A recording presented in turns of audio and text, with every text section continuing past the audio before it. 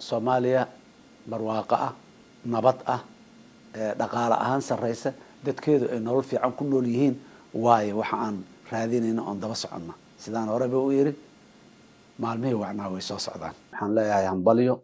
Waxaan ugu hambalyaynayaa dadaalka iyo guusha dadka Soomaaliyeed ay soo dadaaleen iyo guusha maanta ay gaareen oo ah in dalka laga cafiyay deyntii muddada dheer soo daba taagneed. Adduunyadu qaabaalay leedahay, qaab dhaqaalay leedahay, qaab amniyay leedahay, qaab maxaan ku iraahdaa dawladnimo iyo qaab dimuqraad waxbay leedahay.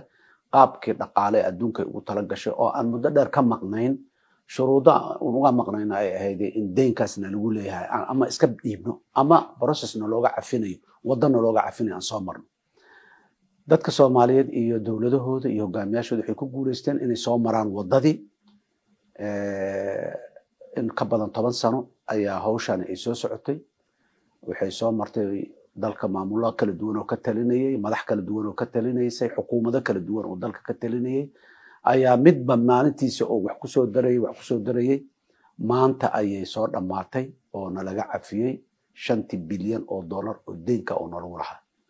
Waxaan ugu haray wax yar oo aan cafi karin oo aanan tartiib isaga gudno muddo dheer ay tahay. Waxaan noo furman hadda inaan marka aan deyn qaada karno. deynka seen u qaadanaynaa, xageen u qaadanaynaa, maxaan ku deynsanayna, xagee deynkaas aan qaadanaynaa, hadhow aan ka gudaynaa, mase muddo kadib haddana sidaan oo kale deynkaan laga cafiyo aan haddana la soo istaagina. Hawl annaga iyo dawladda Soomaaliya dadka Soomaaliyeed u taalo waayo inay go'aan ka gaaraan, ra'yi cad ay dawladdu ka qabtaan. Ma doonayno dalka in dib loogu celiyo deyn kale oo haddana muddo kale uu la tacaalo.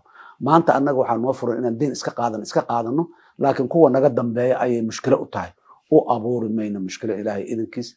deyn aan loo baahnayn iyo deyn aan gudistiisa aan meesha gudayso aan la ogeyn dalka looma qaadi doono haddii aan la yiraahdo. Waxaan rabaa hambalyada ummadda Soomaaliyeed ka sokow. Waxaan rabaa inaan u hambaliyeeyo una mahad celiyo dhammaan dadkii 12 sano la soo dhaafay ka shaqeynayay mashruucan deyn cafinta ee mustawa kasta uga soo qayb qaatay. Waxaan leeyahay dadaalkiinii maanta ayuu miro dhalay. Anigana waxaan aad iyo aad ugu faraxsanahay in aan processkan deyn cafinta aan soo bilownay, gadaashayna laga sii shaqeeyay, maantana aan haddana nasiib kale u yeeshay gabagabadiisii inaan soo istaago oo aan joogo.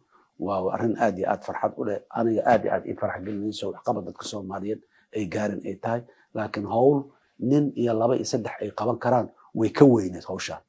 waxaa soo qabtay dad aad iyo aad u badan, dadkaas aad iyo aad u badan mustawayaal kala duwan leh, siyaasiyiin leh, hogaamiyaal leh, farsamo yaqaano leh, aqoon-yahano leh, maxaan ku iraahdaa nooc walba leh ayaa soo qabtay.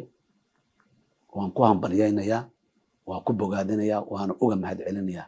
dadka Soomaaliyeed waxaan leeyahay aad iyo aadna ha u foojignaadeen inaan deyn kale magacooda inta lagu qaado aan dalka lagula cayaarin.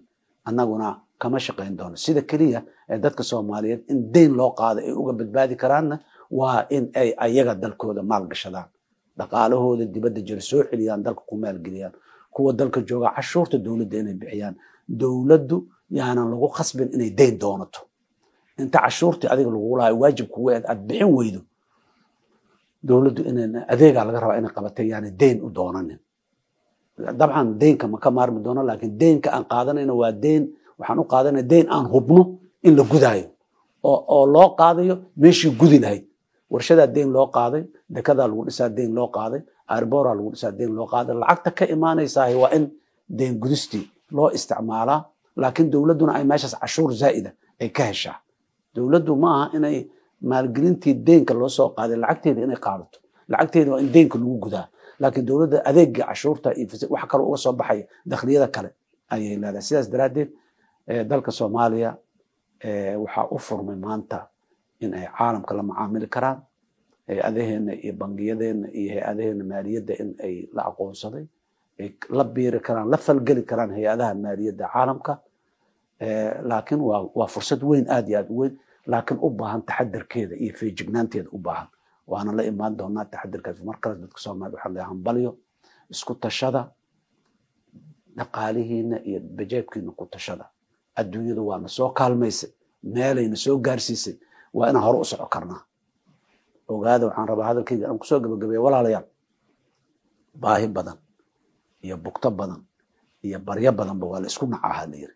beeso jeebadaheena ku jirta oo wax yar oo kamid ah aan bixinahay ay sharafteena soo celi karto ama soo celinayso inaan u sharaf beelno ma aha dadka Soomaalida ha isku tashteen horay ha u socdeen waa guuleysanaynaa ilaahay subxaanahu wa tacaala toosan allah na waafajiyo culeysyada qaarkoodna saarana allah naga qaado ummadeena qalbigeedana allah isu soo duumaadii aad iyo aad u mahadsantihiin assalaamu calaykum waraxmatullaahi wabarakaatuh